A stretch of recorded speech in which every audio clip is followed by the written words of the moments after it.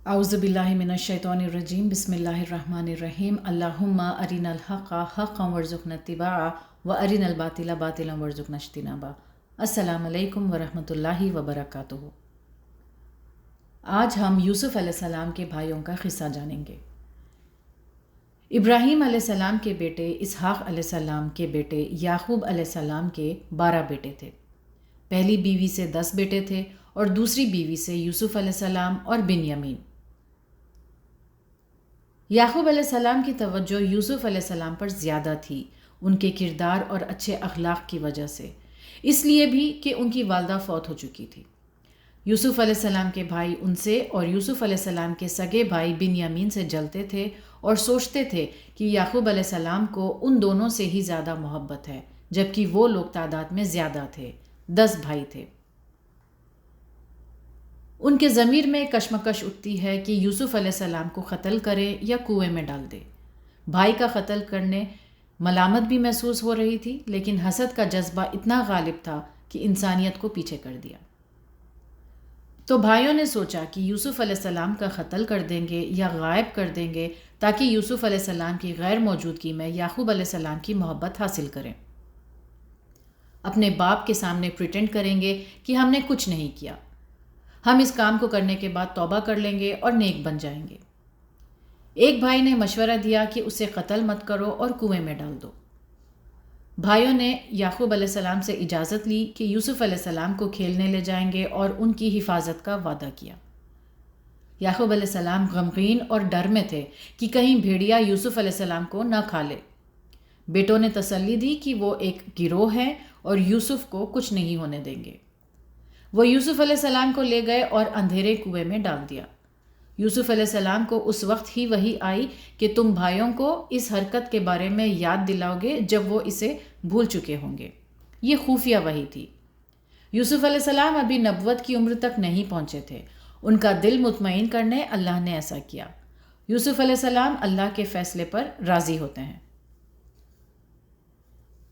यूसुफ़ अलैहिस्सलाम को कुएं में डालकर उनके भाई याक़ूब अलैहिस्सलाम के पास रोते हुए आए। इशा के वक्त कहा, जब वो लोग दौड़ लगा रहे थे या खेल रहे थे और यूसुफ़ सामान के पास बैठे थे, उन्हें भेड़िए ने खा लिया। इशा के वक्त आए क्योंकि रात को ही गुनाह के काम होते हैं।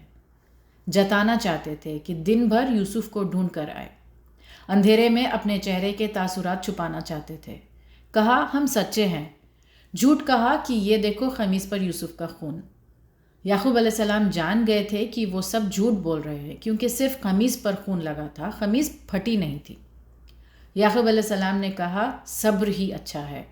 उनके सब्र को सब्रुन जमील कहा गया है। सब्रुन जमील का मतलब है रोने, चीखने, चिल्लाने या शिकवा करने से परहेज़ करना, अल्लाह की तरफ रुजू होना, अपने गम सिर्फ अल्लाह के सामने पेश करना। ये सब्र तब ही आता है जब इसका दुनिया और आखिरत में अजर समझ में आता है। जिस कुएं में यूसुफ़ अलैहिस्सलाम को डाला गया था वो शाम से मिस्र के रास्ते में था। गुजरते हुए काफ़िले के मुलाजिम ने जब कुएं में से पानी निकालने के लिए डोल डाला तो उसमें से यूसुफ़ अलैहिस्सलाम निकले। उन्हें देखकर वो बहुत खुश हुआ। इसकी वजह ये थी कि उस ज़माने में इंसान बिका करते थे और जो जितना खूबसूरत होता था उतनी भारी कीमत पर बिकता था। उन्होंने यूसुफ़ अलैहिस्सलाम को तिजारत का माल समझकर छुपा दिया कि बाद में उन्हें बेच देंगे। उस ज़माने में इंसानों की मंडियाँ लगती थी।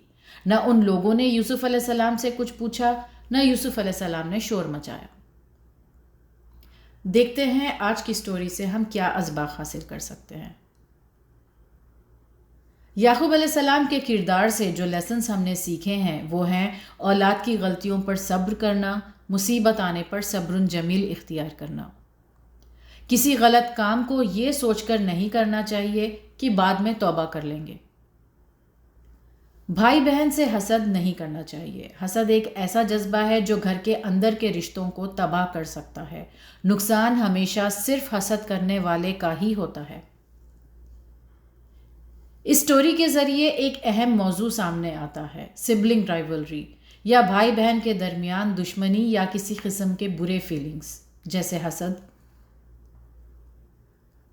حسد کو روکنے اور اس سے پیدا ہونے والے منفی خیالات کو دور کرنے کا سب سے اچھا طریقہ یہ ہے کہ اپنے اوپر توجہ کریں، اپنی صلاحیتوں کو نکھارنے کی کوشش کریں، ہم جس کام میں بھی اچھے ہیں اس میں آگے بڑھنے کی کوشش کریں۔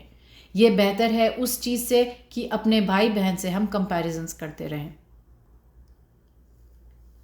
کبھی اپنے بھائی بہن سے متعلق کسی تیسرے شخص کے بہت زیادہ تعریف کرنے پر ہم میں نیگیٹو فیلنگز پیدا ہو سکتے ہیں۔